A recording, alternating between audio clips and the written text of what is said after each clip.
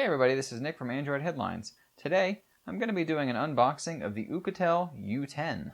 Now this nice simple little name is definitely a great idea in the land of phones with names that go 4 and 5 words long, especially in the land of Chinese phones. Right out of the top you have the phone. Looks very similar to an iPhone 6 Plus. Definitely feels that way in the hand, although it is considerably more rounded on the edges than the iPhone 6 Plus would be. Even the styling on the back looks sort of similar, and also has a fingerprint reader right here. So you have a dual LED flash, your squared off camera lens, and of course the fingerprint reader on the back with the sound bar. This thing looks very, very thin. It definitely feels thinner in the hand than most of the other Chinese phones that we've reviewed in this price range. On the right side here is your volume rocker and your power button. On the left side looks to be a SIM card tray. Top is a headset jack, and the bottom is your microphone as well as a charging port. We will go ahead and turn this one on. It does indeed boot up, which is excellent. It's great to see a charged battery out of the box. While we wait for that to boot up, we'll check out what's in the rest of the box. In here you're going to find a European wall charging port, as well as a micro USB cable, and most likely a set of manuals and that sort of thing in here. So here's your SIM ejector tray tool, and then of course a quick guide, which we'll flip through real quick just to see what's in here.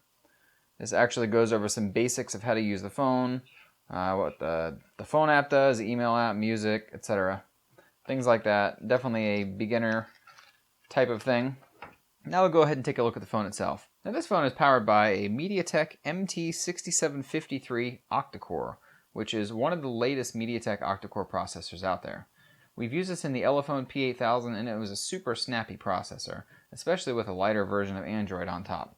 I'll go ahead and pull off the skin on this screen protector so that we can have it out of the way. And we'll go ahead and skip the Wi-Fi setup and a couple of other setup points in here.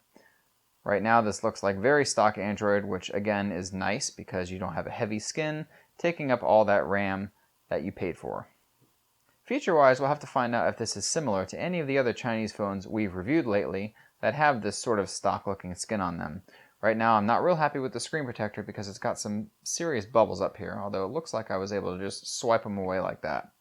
So taking a look at the launcher, it looks like a fairly standard Chinese type launcher where you have all the apps on the desktop rather than in an app drawer. There's also a light theme here with the icons where they changed them out for more rounded square type icons. It appears that we have a capacitive touch panel down here with no visible buttons at all. So this one's going to be menu, this is back, and in the middle is home. We'll jump into the settings menu. You have hot not, so that means no NFC most likely. SIM cards, so you have dual SIM cards in this phone. There's a system gesture panel here, so you'll be able to do 3 fingers down for a screenshot.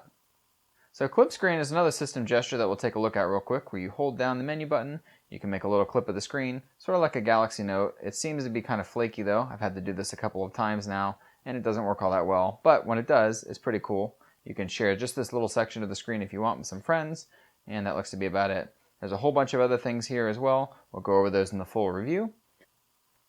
Scrolling down to gesture unlock, you'll find that there's things like double tap to wake. You can open up different apps with different gestures, so drawing a C will open up the phone, things like that. So sure enough, turn the screen off, double tap, it'll wake it up, gives you a nice little vibration.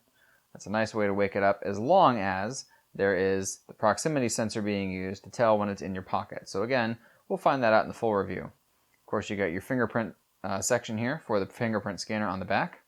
We will set that one up in a little bit. Last but not least, let's check the version of Android this is running. It looks like Android 5.1. We knew it was Lollipop, of course, but 5.1 is great to see that it's running the latest version of Android. So that was your quick look at the Oukitel U10.